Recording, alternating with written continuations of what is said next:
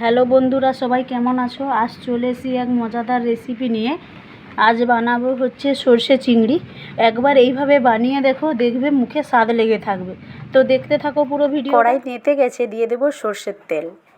তেল গরম হয়ে গেছে, দিয়ে দেব আগে থেকে ছাড়িয়ে লবণ হলুদ মাখিয়ে রাখা চিংড়ি মাছগুলো। এখানে আমি ছোট চিংড়ি নিয়েছি, আপনারা চাইলে চিংড়ি মাছ নিতে পারেন। চিংড়ি মাছগুলো ভাজা হতে হতে এদিকে একটা মশলা তৈরি করে নেব। তার জন্য নিয়ে নিয়েছি সাদা সর্ষে, 3টে কাঁচা লঙ্কা, কিছুটা রসুন এবং কিছুটা পেঁয়াজ কুচি। আপনারা চাইলে কিন্তু কালো সর্ষেও অ্যাড করতে পারেন, কিন্তু আমি শুধু সাদা সর্ষে নিয়েছি। দিয়ে সমস্ত মশলাগুলো একসঙ্গে বেটে নেব।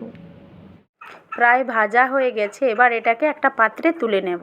ওই কড়াইতে দিয়ে দেব সর্ষের তেল, ফোড়নে দিয়ে দেব 5 ফোড়ন। দিয়ে 5 ফোড়নটা ফুটে উঠলে দিয়ে দেব আগে থেকে মশলাটা বেটে নেওয়াটা।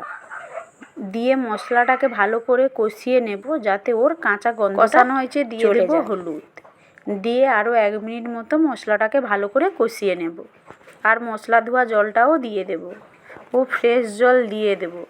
দিয়ে স্বাদ মতো লবণ দিয়ে এটাকে ফুটিয়ে নেব। মশলাটা ফুটে গেছে, চিংড়ি মাছটা দিয়ে মশলার সঙ্গে ভালো করে মিশিয়ে নেব। 2 মিনিট ফুটিয়ে নিয়েছি এবং লবণ চেখে নিলে আমাদের তৈরি হয়ে গেল সর্ষে চিংড়ি। তো যদি এইভাবে রান্নাটা পছন্দ হয়ে থাকে, চ্যানেলটাকে লাইক, কমেন্ট, শেয়ার ও সাবস্ক্রাইব করে যাবেন। ভালো থাকবেন।